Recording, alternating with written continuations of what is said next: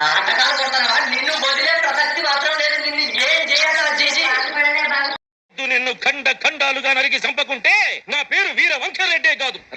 నాశనం అయిపోతావా? నలుగురిని మోసం చేసే బతుకు నీకు ఒక బతికేనా?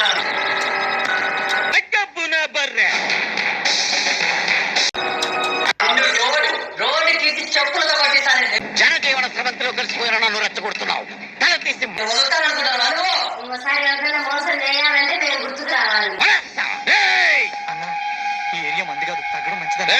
మూకుమ్మడిగా చుట్టుకునేటోళ్ళు మోసపోయిన వాళ్ళు అందరూ దగ్గరకు వచ్చే వరకు వాళ్ళకి నోట్లోంచి నీకు దమ్ముంటే చేవుంటే ఈ పబ్లిక్ వాళ్ళ వల్ల మోసపోయిన వాళ్ళందరూ వచ్చేసినారు. ఎంతమంది ఉన్నారండి, ఎంతమంది ఉన్నారండి కాదు మా ఇదిలోకి రా చూసుకుందాం. నీ పెద్దాపము నా పెద్దాపము ఇద్దరు ముగ్గురు అయితే వచ్చారండి. వస్తాన్రా. సేమ సందుల్లో సేమ పందుల్లాగా కొట్టుకున్నావు. వచ్చారు ఇద్దరు ముగ్గురు రావాలా. మేము వీడియోలు పెట్టడం వల్లనే వాళ్ళ న్యాయం నీకోసం ఈ ఊళ్ళోనే ఉంటాడా? అయితే ఇంకా చాలా ఈజీ. జరిగిందని మాకు న్యాయం జరిగిందని చాలా మంది చూసి దీనికి రెస్పాండ్ అయినారు కాబట్టి వీధికి వస్తా. నీ ఇంటి ముందు ఇల్లు అద్దెకి తీసుకుంటా. ఆ ఏరియాలో అద్దె మాకు చాలా మంది సపోర్ట్ అయితే ఇచ్చినారు. వాళ్ళని ఇంతకింత మాత్రం వదలమండి. ఎందుకంటే అడుక్కునైనా అద్దె కడతా. వీళ్ళిద్దరిని నా ఇంట్లోనే ఉంచుకుంటా. మేము పిల్లల్ని వేసుకొని ఎంత బాధపడ్డామో, ఎంత ఏడ్చినామో, సొంతిల్లు వదిలేసుకొని ఇక్కడ పోతాము. రండి. ఇంట్లోకి వచ్చి మేము ఎంత ఇబ్బంది పడుతున్నామో మాకు తెలుసండి.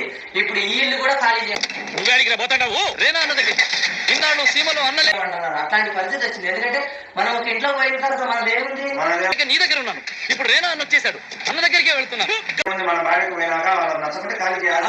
ఉండమంటే ఉండాలి, ఖాళీ చేయమంటే ఖాళీ చేయాలి. తొడగొట్టుకు బతికేవాడు సోడాలు కొట్టుకుని బతుకుతున్నావు అన్న.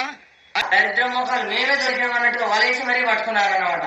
ఎందుకైతే వీళ్ళందరికీ నీ ఫ్లాష్ బ్యాక్ చెప్పాల్సిందే. ఈ పేడమోహానికి అంటే మంచి అని మాత్రం పోకూడదని. మంచి అని పోతే ఈ రోజులలో మాత్రం నరకమే.